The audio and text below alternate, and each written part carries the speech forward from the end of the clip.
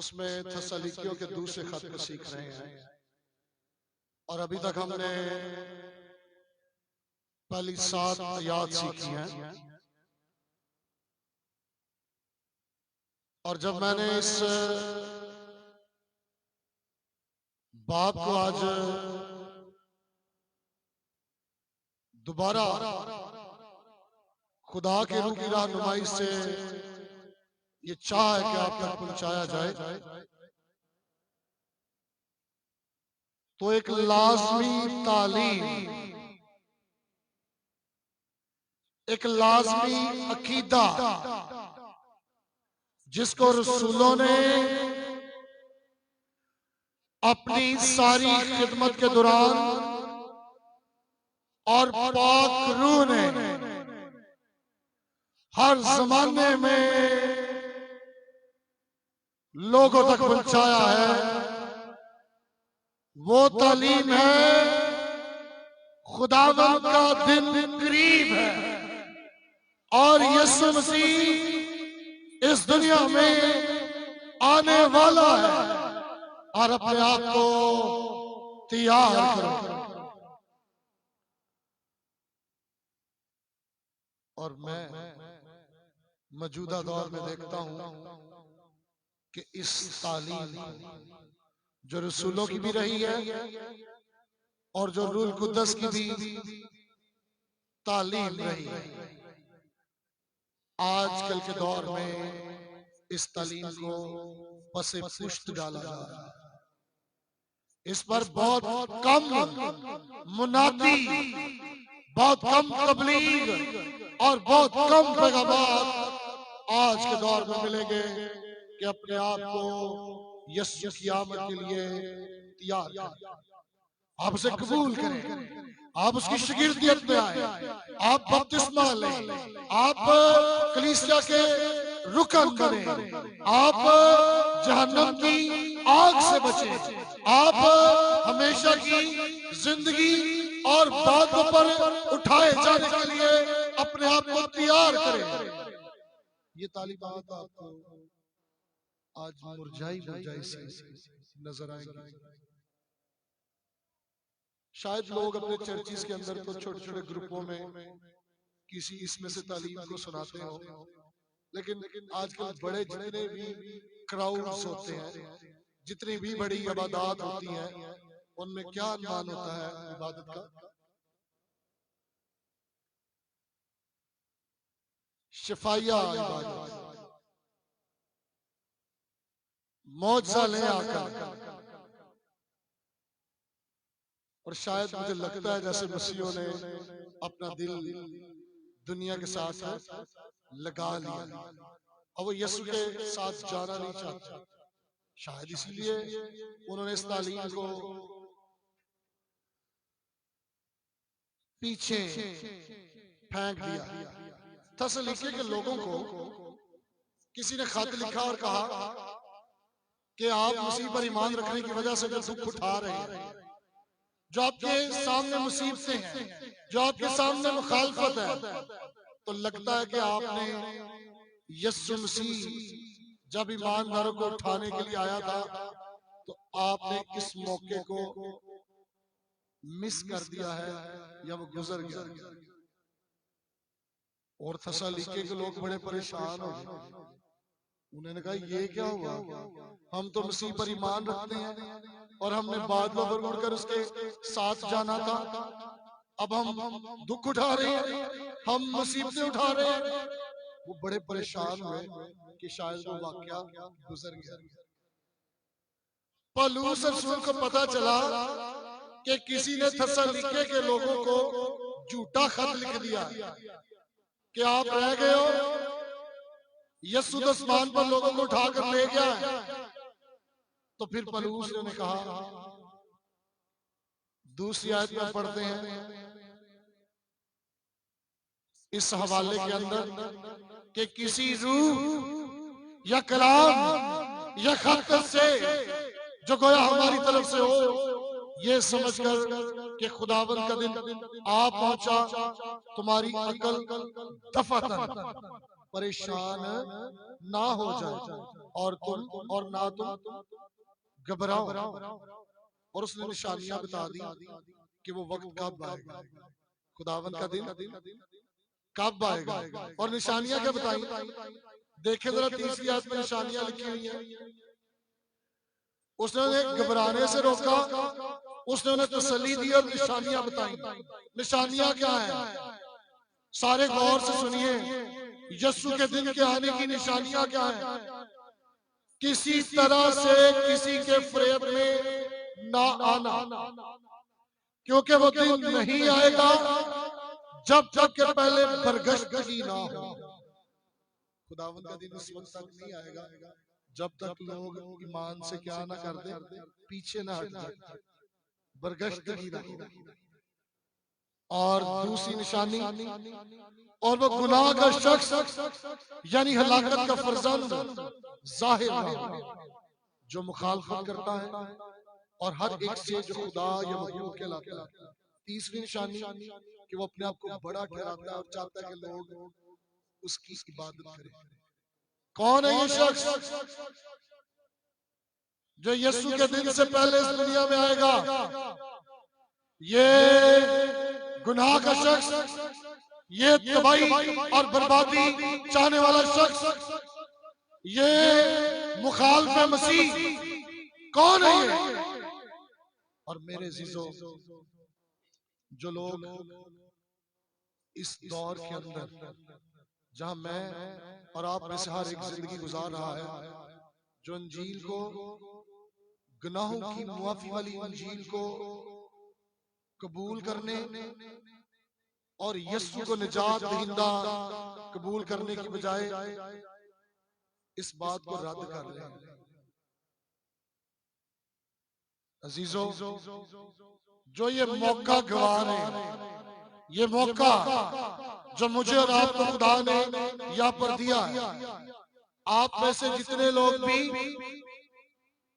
अंजील को, खुशखबरी को कबूल करने और यीशु को अपनी जिंदगी का मालिक बनाने का मौका गवा रहे हैं, वो इस बात को लिख लें कि वो यीशु के साथ बादलों पर उठाए नहीं जाएंगे। वो मुसीबतों के दौर में दाखिल होंगे जहां 7 मोहरें खोली जाएंगी, जहां 3 अफसोस होंगे, जहां 7 नरसिंगे होंगे और जहां पर 7 प्यालों की अदालतें होंगी। और वो उसमें दाखिल हो रहे हैं। मेरे अजीजों, मुसीबतों में वो लोग सिर्फ बचेंगे जिन्होंने यीशु के बादलों पर उठाए जाने से पहले इंजील ना सुनी। आप में से किस किस ने ये अंजील सुनी है कि मसीह हमारे गुनाहों के लिए हुआ, दफन हुआ और किताब मुकद्दस के मुताबिक तीसरे दिन मुर्दों में से जी उठा? किसने किसने ये अंजील सुनी?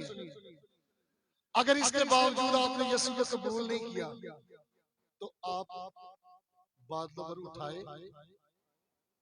आप मुसीबतों के दौर में दाखिल होंगे और वहां दुख उठाएंगे।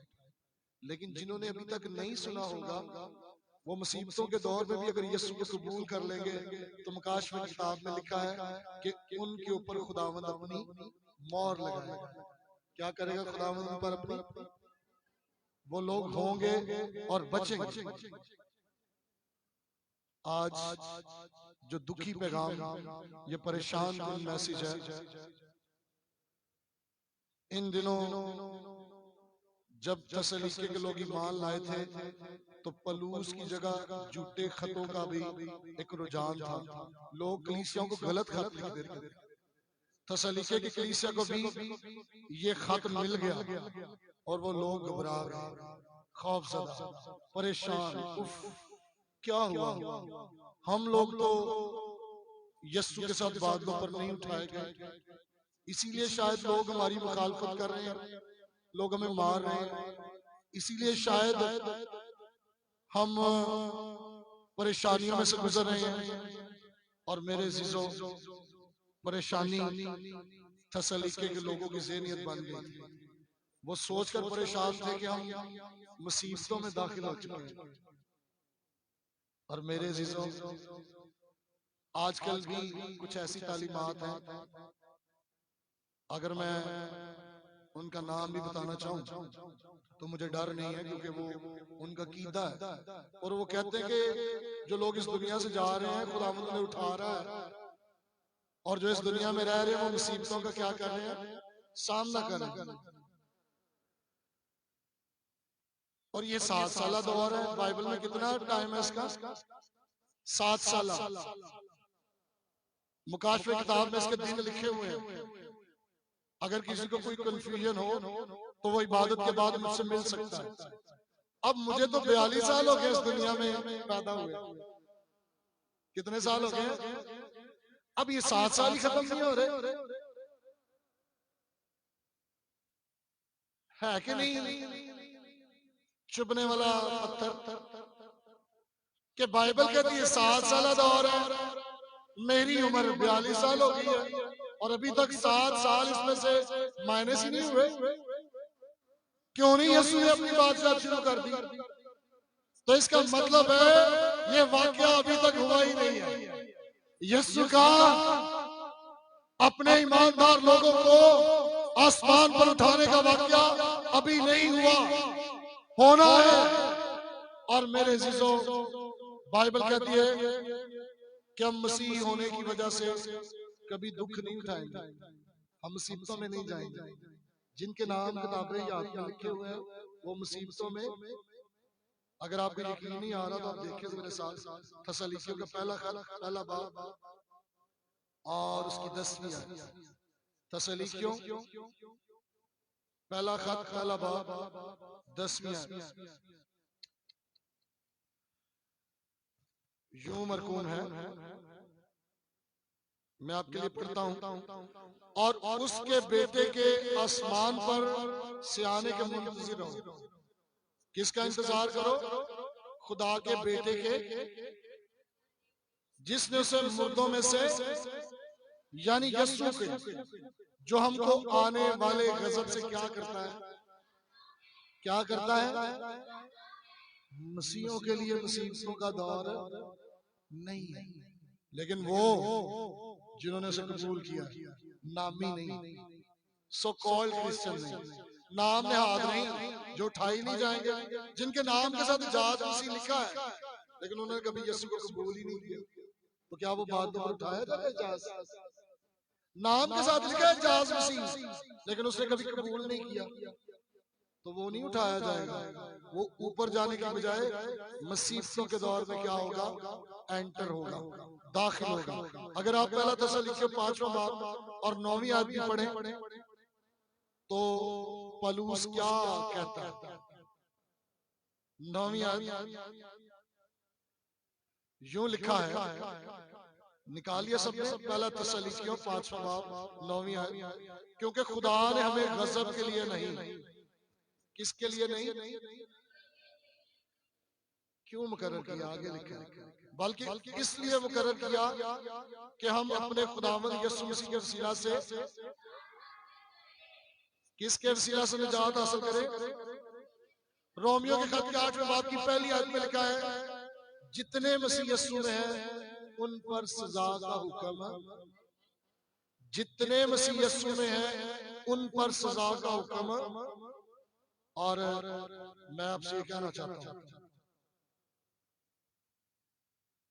कि वो नरसिंगा जो ईमानदारों के लिए फूंका जाएगा, कलीसिया आपको मुकाशफा किताब में, पूरी किताब में देखिए जरा, मुकाशफा 4वां बाब पहली आयत, मुकाशफा की पूरी किताब में जहां ये अदालत शुरू होगी उससे पहले ही मुकाशफा 4वां बाब पहली आयत लिखा है, अब यूहन्ना रूह में आसमान पर पहुंच गया है।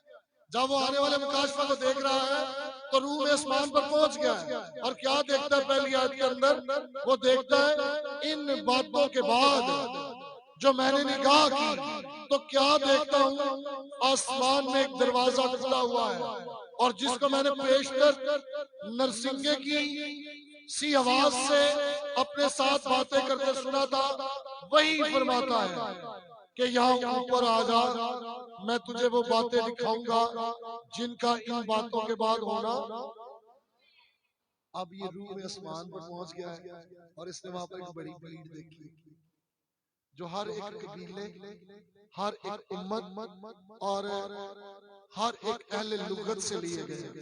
यानी वो लोग जो मसीह पर ईमान लाए हैं वो पहले ही मोहरों खुलने से पहले ही आसमान पर मौजूद है। वो पहले ही खुदा के तख्त के सामने खड़े हैं और उन्होंने सफेद जामे पहने हैं, उनके हाथों में जो है खजूर की डालियां हैं और वो ये गीत गा रहे हैं कि निजात हमारे खुदावंद के वसीला से है। उनको खुदा ने सजा से, मुसीबतों के दौर से बचा लिया है। और मेरे अजीजों, ये कितनी खुशी की बात है कि कलीसिया कहां पर है? आसमान। कहां पर है?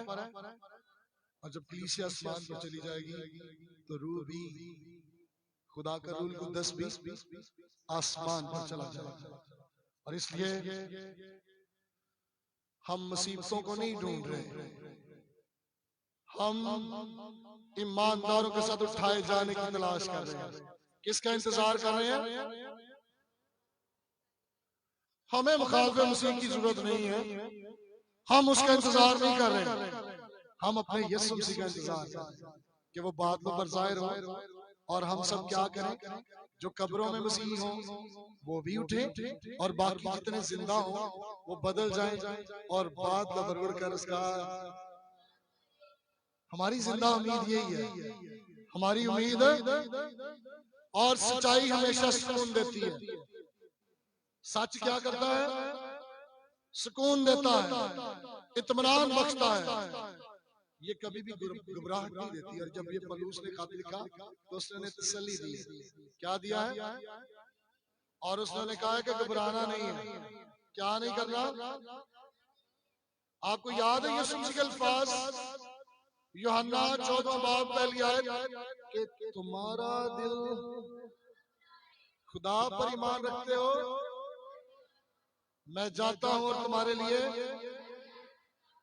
पलूस ने जब कहा था कि तुम सबको जो सो रहे हैं पहले वो और बाकी जितने जिंदा होंगे बदल जाएंगे और बाद में उड़कर उसका इस्तकबाल करेंगे, इन्हीं बातों से एक दूसरे को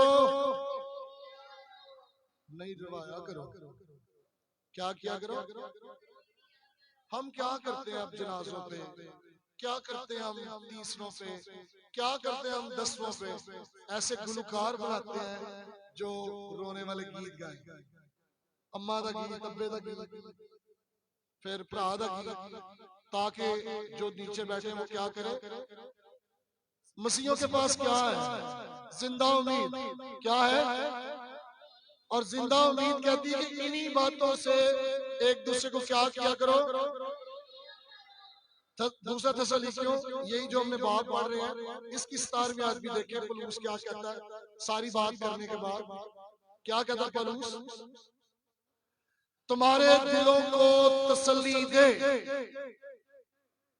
जब वो इस बात को क्लोज करने जा रहा है तो कहता है हमारा खुदावन यीशु मसीह खुद और हमारा बाप खुदा जिसने हमसे मोहब्बत रखी और फजल से अबदी तसल्ली, अच्छी उम्मीद बख्शी, तुम्हारे दिलों को तसल्ली दे। क्या करे? तसल्ली दे। और मेरे अजीजों, अगर मैं इसी तरह और भी हवाला जात पढ़ूं तो आपको ये लगेगा कि जो मसीह का इंतजार करने वाले हैं उनके पास तसल्ली है। क्या उनके पास? सब मेरे साथ रहें, जरा जवाब दें। जो मसीह का इंतजार करने वाले लोग हैं उनके पास परेशानी है कि तसल्ली है? तसल्ली है। लेकिन उससे पहले एक और पैगाम यहाँ पर हमें मिल रहा है 3री और 4थी आयत के अंदर। आप में से कोई ऊंची आवाज में पढ़ेगा? किसी के फरेब में झूठा खाता आ गया ना तसल्लीकियों को, तो आगे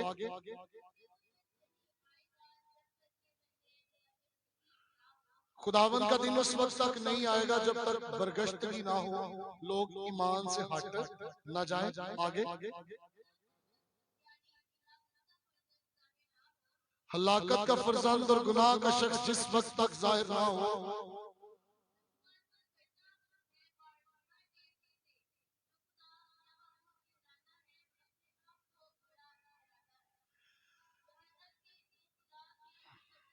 मकदिस,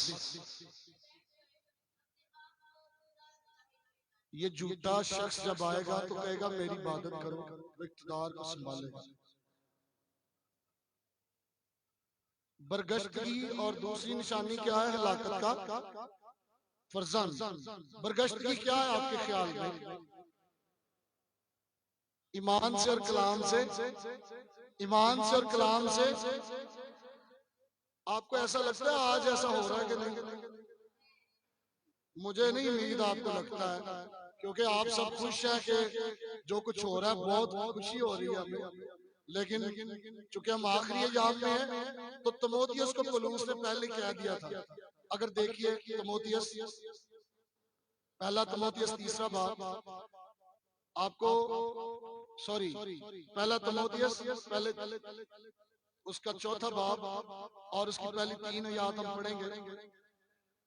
पौलुस को पता था कि ये दिन जो आज हमारे पास पाकिस्तान में, फ्रांसाबाद में और पूरी दुनिया में आ गए हैं, पौलुस को पता था कि लोग क्या करेंगे, क्या होगा, और उसने बरगश्तगी का एक वक्त बताया है। कैसे बरगश्तगी होगी देखिए जरा। बरगश्तगी पहला तिमोथियस चौथा बाब और उसकी पहली 3 आयत क्या लिखा है? लिखा लेकिन रूह साफ फरमाता है कि आइंदा जमानों में बाज लोग गुमराह करने वाली रूह और शैतान की तालीम की तरफ मतवज्जा होकर ईमान से ये उन झूठे आदमियों की रियाकारी के बायस होगा जिनका दिल गोया गर्म लोहे से दागा गया है। ये लोग ब्याह करने से मना करेंगे और उन खानों से परहेज करने का हुक्म देंगे जिन्हें खुदा ने इसलिए पैदा किया कि ईमानदार और हक के पहचानने वाले उन्हें शुक्रगुजारी के साथ क्या क्या होगा, लोग नई तालीम लेकर आएंगे। क्या करेंगे? और ईमान से क्या होंगे? ईमान से पीछे हट जाएंगे, पीछे चले जाएंगे। इन लोगों के दिल रियाकारी, ऐसे रियाकार होंगे, बातों से फुसलाएंगे, चिकनी चुपड़ी बातों से सादा दिलों को बहका लेंगे। और लिखा है ये ब्याह करने से मना करेंगे। क्या करेंगे ब्याह करने से? आज तो कई ऐसे फिरके भी हैं जिनमें ये कहा जाता है कि आप शादी ना करें। आजकल मुसीबत एक नया ट्रेंड शुरू किया कि लड़के लड़के और लड़कियां लड़कियां भी शादी, जो असल शादी है उससे क्या करेंगे? मना करेंगे। और इस काम के लिए बड़े वोट डाल दिए गए। खाने पीने से मना करेंगे। आपको पता है कहा जाता है कि खास दिनों में आपने खाना नहीं खाना, अच्छा खाना गोश्त नहीं खाना, खास दिन है दुख वाले दिन, उनमें लोग आपको कह देते हैं कि आपने नहीं खाना। तो बाइबल में लिखा है कि लोग आपको क्या करेंगे? खाने पीने से मना करेंगे। और आगे चलिए जरा दूसरा तिमोथियस तीसरा बाब, दूसरा तिमोथियस तीसरा बाब। मैं चाहूंगा कि आप इस बरगश्तगी को थोड़ी देर के लिए गौर से सुने। पहली 5 याद है, दूसरा तिमोथियस तीसरा बाब। लेकिन ये जान रख कि खीर जमाने में बुरे दिन आएंगे, क्योंकि आदमी खुद गर्ज जार दोस्त। निशानियां पहचान जाए, खुद गर्ज और जार दोस्त, दौलत से प्यार करने वाले, शेखीबाज, बड़ी बड़ी छोड़ने वाले, मगरूर, जिनके अंदर तकब्बर और इब्लीस की खसलत होगी, बदगो, माँ बाप के नाफरमान, नाशुकर, नापाक, तबई मोहब्बत से खाली, संग दिल, दिल के सख्त, तोहमत लगाने वाले, बेइज्जत, तुंद मिजाज, नेकी के दुश्मन, दगाबाज, ढीठ, घमंड करने वाले। ए बड़ी गल बेहतर आई है सुनन वाली। खुदा की निस्बत ऐशो इशरत को ज्यादा दोस्त रखने वाले वाले। आजकल खुदा कहाँ है? खुदा रूह है और वो चाहता है रूह और सच्चाई से उसकी इबादत की जाए।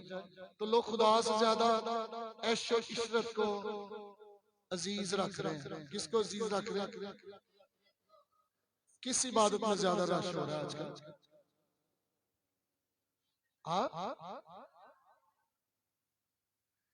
इनामात वाली, अमदादी रकम वाली। अब मेरे जैसे जो खादम है, माड़े खादम, वो तो इबादत करा ही नहीं सकते क्योंकि लोग आएंगे, क्योंकि लोगों को ऐशो इशरत ज्यादा पसंद है। और ये जमाने की निशानी ऑलरेडी पलूस ने तिमोथियस को बता दी थी। और एक बड़ी अहम बात है 5 आयत में लिखा है, वो दीनदारी की वजह तो रखेंगे, यानी शक्ल ऐसी जाहिर करेंगे कि रूहानी लगे, पर रूहानी है नहीं। वो बादलों वाली शक्ल बनाकर पेश करेंगे, लेकिन हो सकता है सियासी जलसे हो सकता है कुछ और हो। वो दीनदारी की वजह तो रखेंगे, मगर उसके असर को कबूल ऐसे लोगों से चिमट जाना। मैं गलत क्या लिखा है? ऐसे लोगों से। पर आप तो गुस्सा करते हैं जब आपको बाइबल की बात बताई जाए कि शायद किसी से हम हसद करते हैं, किसी से हमें नफरत है। हमें किसी इंसान से कोई नफरत नहीं, किसी से कोई हसद नहीं है, लेकिन जो खुदा के कलाम को बिगाड़ेगा उसके खिलाफ है। जो खुदा की तालीम को बिगाड़ेगा उसके खिलाफ है। लेकिन किसी इंसान से, किसी खादम से, किसी इबादत से हमें कोई हसद नहीं है। इसलिए जो कलाम को बिगाड़ेगा उसके हम कौन है? खिलाफ है। और मेरे जीजो, जब आपने किसी ने भी मसीह होने का लेबल लगा रखा है और आप जानते हैं कि उसका क्या मतलब, खाली लेबल होने का क्या मतलब है कि सिर्फ नादा मसीही है, कम्मादा नहीं। वो निजात याफ्ता की इस्तिलाह जो हम इस्तेमाल करते हैं जब कोई तौबा करता है, जब कोई बपतिस्मा लेता है और कलीसिया में शामिल होता है, तो हम कहते हैं ये निजात याफ्ता। अब निजात याफ्ता के लिए जो मिशनें हैं बड़ी बड़ी, उन्होंने बच्चों की निजात के मौका पर आप ही बातें करते हैं और खुद ही पानी लगा देते हैं। कभी कोई बच्चा ईमान लाया है तो फिर उसे लेबल ही लगेगा, फिर वो बड़ा होकर किसी और ट्रैक पर चला जाएगा क्योंकि वो हकीकी मसीह नहीं बना। उसे नाम के आगे मसीह लिखा हुआ मिला है, उसने बाय फेथ ईमान के साथ तौबा करके गुनाह छोड़ के यीशु को कबूल नहीं किया, और वो यीशु को कबूल करने के बाद उसका फरमाबरदार नहीं बना, उसने बपतिस्मा नहीं लिया, उसने हकीकी कलीसिया की शमूलियत इख्तियार नहीं की, क्योंकि वो बचपन से समझ रहा है कि मेरे दादा मसीह थे, मेरे अब्बा मसीह हैं, मेरे माथे पर पानी लगा है, इस वास्ते मैं भी क्या हूं, मैं भी मसीह। लेकिन वो सारी जिंदगी यही समझता अगर इस दुनिया से चला जाए।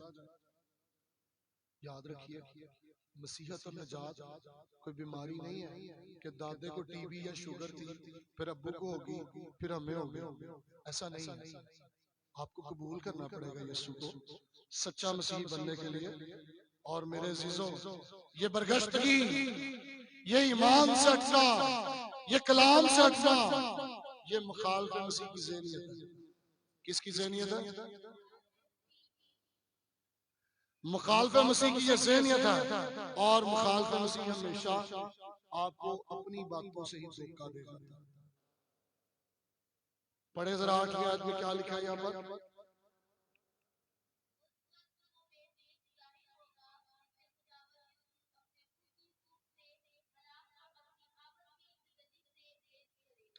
ये मुखालिफ मसीह जो जाहिर होगा, इसको कौन हलाक करेगा?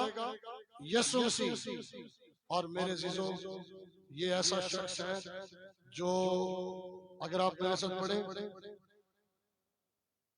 ये बेदीन जाहिर होगा जो खुदावंद यीशु अपने मुंह की फूंक से हलाक और अपनी आमद की तजल्ली से नेस्त करेगा, और जिसकी आमद शैतान की तस्वीर के मुआफिक हर तरह की झूठी कुदरत और निशानों और जीव कामों के साथ।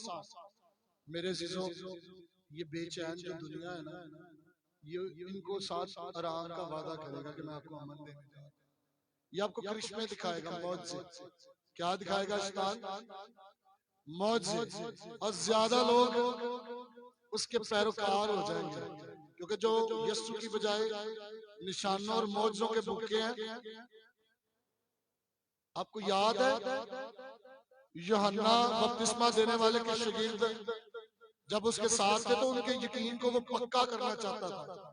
तो जब उनके यकीन को पक्का करना चाहता था तो उसने कैद खाने से अपने शागिर्दों को भेजा कि जाओ यीशु से पूछो कि आने वाला तू ही है या हम किसी और की राह देखें। तो यीशु ने उन्हें बताया कि क्या तुम मुर्दे जिंदा होते, अंधों को आंखें मिलते, लंगड़ों को चलते और कोड़ियों को पाक होते नहीं देखते? और वहां पर फकीर फरीसियों ने उससे निशान मांगा। क्या मांगा? हमें कोई निशान दिखा। क्या दिखा? यीशु ने कहा इस जमाने के हरामकार, ज़नाकार निशानों के भूखे हैं, इनको इससे बड़ा कोई निशान नहीं दिया जाएगा कि जिस तरह यूना मछली के पेट में 3 दिन और रात रहा, उसी तरह इब्ने आदम जमीन के नीचे 3 दिन और 3 रात। यीशु के जी उठने से बड़ा निशान चाहिए? आपको मौजज़ा चाहिए? आपको निशान चाहिए? ये देगा शैतान आपको, और ज्यादा लोग उसके पैरोकार होंगे। और मेरा नहीं ख्याल कि आपने कभी किसी के शिफा देने वाली और मौजज़े करने वाली कुदरत को चेक किया हो कि ये खुदा वाली है या कोई और है। किया चेक आपने? परखा किसी को?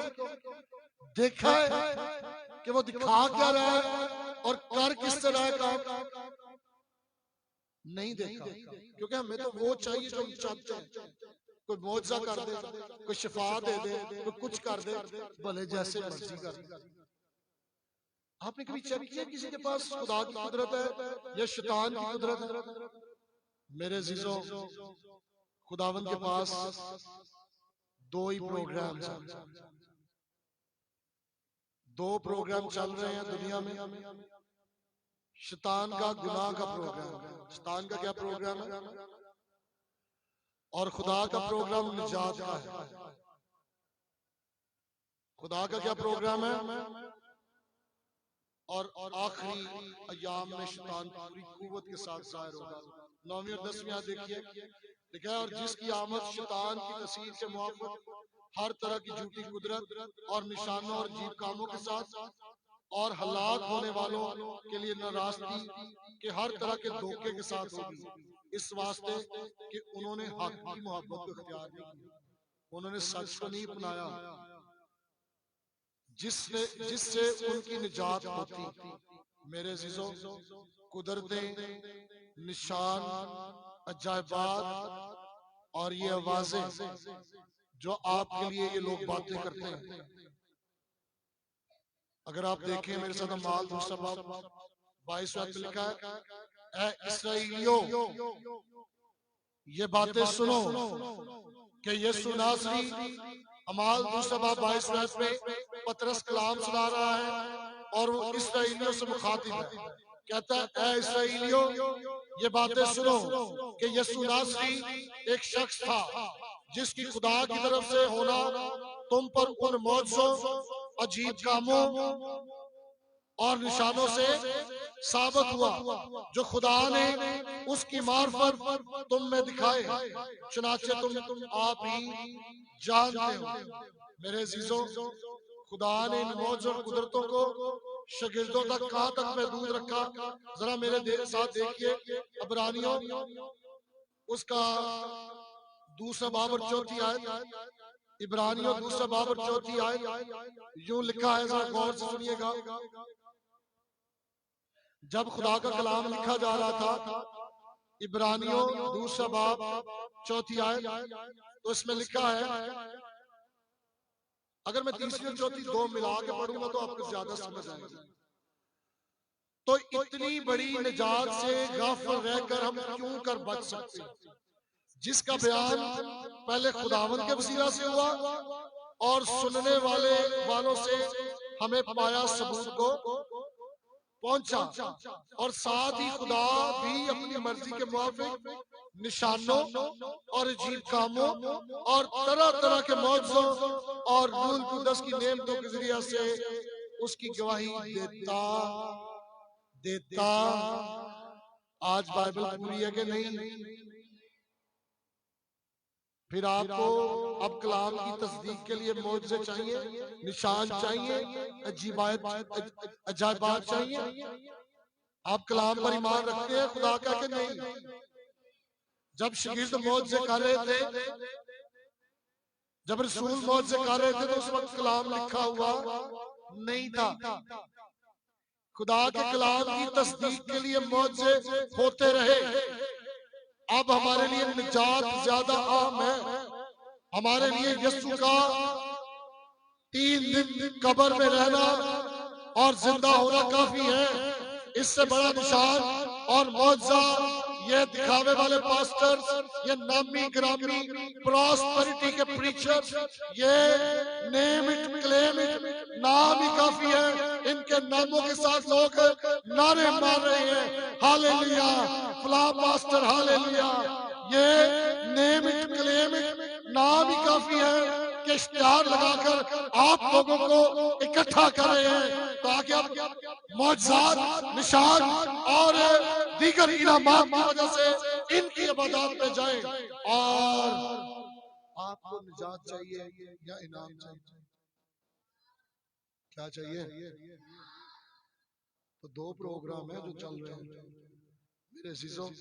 मैं आपसे कहना चाहता हूँ, शैतान भी मौजज़ात करता है। शैतान भी, आपने पढ़ा है अभी कि नहीं? 10वीं आयत में, 9वीं और 10वीं आयत में शैतान भी क्या करता है? मौजज़ात का। 10वीं आयत में दोबारा पढ़िए। और हलाक होने वालों के लिए नाराजगी के हर तरह के धोखे, जो जहन्नम में जाना चाहते हैं, जो दोज़ख में जाना चाहते हैं, जो आग में जाना चाहते हैं, उनके लिए लिखा है कि नाराजगी के हर तरह के धोखे के साथ होगी, इस वास्ते कि उन्होंने हक की मोहब्बत को इख्तियार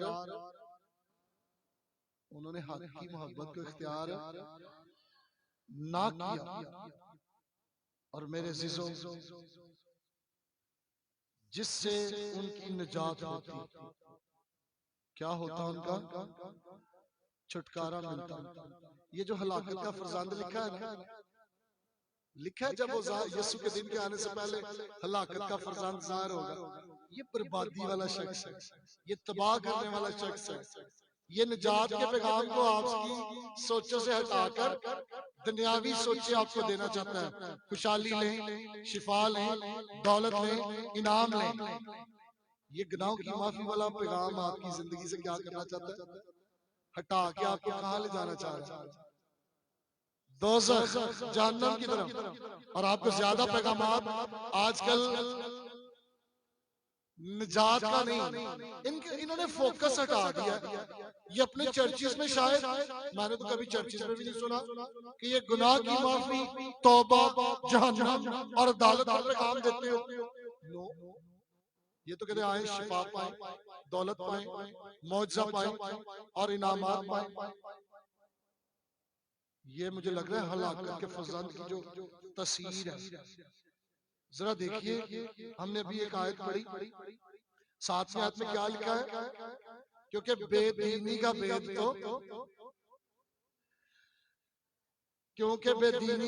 तो अब भी क्या कर रहा है? यह हलाकत का फरजंद अभी जाहिर होना है, लेकिन उसका असर अब भी दुनिया में क्या कर रहा है? अपना असर दिखा रहा है। और मेरे अज़ीज़ों, मौजूदा दौर में जो मसीह को रद्द करते हैं, वो अपने आप को क्या करेंगे? जो यीशु को रद्द करेंगे, जो उसकी कुर्बानी के प्रोग्राम को, निजात के पैगाम को, इंजील को रद्द करेंगे, वो अपने आप को फना कर रहे हैं। क्या कर रहे हैं? 11वीं आयत में लिखा है इसी सबब से खुदा उनके पास गुमराह करने वाली तस्वीर, ताकि वो झूठ को क्या समझे। सोचने वाली बात है। खुदा ऐसी तस्वीरें, जो लोग ऐसा कर सकते, जो फना होना चाहते हैं, जो जहन्नम में जाना चाहते हैं, खुदा उनके पास ऐसी तस्वीरें क्या करेगा। कितनी दफा खुदा ने दिल सख्त किया था फिरौन का? तकरीबन 9 दफा। कितनी दफा? 10वीं दफा जब आफत आई थी प्लोटो को मारने की, उसने कहा चले जाओ। फिर खुदा ने उसके दिल को मोल्ड किया और आवाज दी, चल भज जा इन्हां दे पिछे, इन्हां नूं फड़। क्यों? खुदा उसे बहरे कुल्ज़म में गर्क करना चाहता था। पहले 9 दफा उसका दिल सख्त हुआ, 10वीं दफा खुदा ने एक ऐसी बड़ी आफत भेजी कि चल भाई इन्हां नूं जान दे। उसका दिल फिरा, उसने कहा जा, अब तू भी इसे पकड़ जाके। वो रथों को लेकर भागा पीछे, और वो तो बहरे कुल्ज़म से गुजर रहे हैं, लेकिन फरौन गर्क हो रहा है। और कभी कभी खुदा ही, जो लोग ऐसी चीजें पसंद करते हैं, खुदा कहता आ जाओ फिर तुम्हारी अदालत किदे च, एदे च डुबो, गर्क हो। और फरौन को क्या किया खुदा ने? गर्क कर दिया। और मेरे अजीजों, मैं ये कहना चाहता हूं कि आने वाले दिनों में और क्या क्या होगा। 4थी आयत दोबारा देखिए, हैकल तमीर होगी।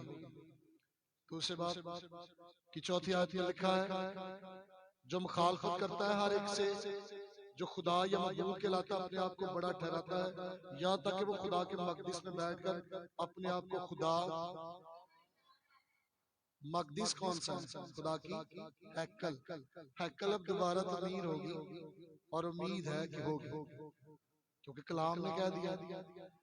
और 7वीं आयत, रूल कुद्दस उठा लिया जाएगा, क्योंकि बेदीनी का बेद तो अब भी तस्वीर करता जाता है, मगर अब एक रोकने वाला है। कौन है वो रोकने वाला? रूल कुद्दस। कौन है रोकने वाला? और जब तक कि वो दूर ना किया जाए, रोके रहेगा। उस वक्त तक ये मुखालिफ मसीह, यह हलाकत का फरजंद पूरे तौर पर जाहिर नहीं होगा, जब तक दुनिया में कौन है? रूल कुद्दस। और 10वीं आयत बता रही है कि दुनिया पूरी गुमराह हो जाएगी। क्या कहा दुनिया के बारे में? और हलाक होने वालों के लिए नाराजगी के हर तरह के धोखे के साथ होगी, इस वास्ते कि उन्होंने हक की मोहब्बत को इख्तियार ना किया, जिससे उनकी क्या होती? निजात होती। और मेरे अजीजों, 8वीं आयत ने हमें बता दिया है कि ये शैतान, ये मुखालिफ मसीह, गुमराह करने वाला तबाह हो जाएगा। 8वीं आयत में लिखा है, उस वक्त वो बेदीन जाहिर होगा, जिसे खुदावंद यीशु अपने मुंह की फूंक से, हलाक और अपनी आमद की तजल्ली से वक्त खीरी जे हम आखिरी अयाम में से गुजर रहे हैं। इस वक्त गुमराही के बड़े चांसेस हैं, बड़े मौके हैं कि आप बरगश्ता हो जाएं, आप ईमान से हट जाएं। मेरा खुदा का खादम होते हुए ये फर्ज था, ये जिम्मेदारी थी कि मैं आपको निशानियों और मौजूदा वक्त के उन हालात की तरफ तवज्जो कराऊं जिनका इस दुनिया में होना कलाम के मुताबिक है। अब ये आपकी जिम्मेदारी है कि आप इस मौके को, जब अंजील सुनाई जा रही है, जब गुनाहों की माफी के लिए कहा जा रहा है, आप इसे रद्द करके मुसीबतों के दौर में जाना चाहते हैं, आप शैतान के पैरोकार बनना चाहते हैं, आप निजात से गाफिल रहना चाहते हैं, या आप यीशु को कबूल करके तौबा करके आसमान पर बादलों के साथ उठाया जाना चाहते हैं। ये फैसला आज के दिन आपका है। और मेरा पूरा ईमान है कि इस वक्त पाक रूह, खुदा का रूह यहाँ मौजूद है। अगर आप उसकी रहनुमाई मांगेंगे तो खुदा का रूह आपको सही फैसला करने की तौफीक बख्शेगा। आइए अपने सरों को झुकाएं और दुआ मांगें।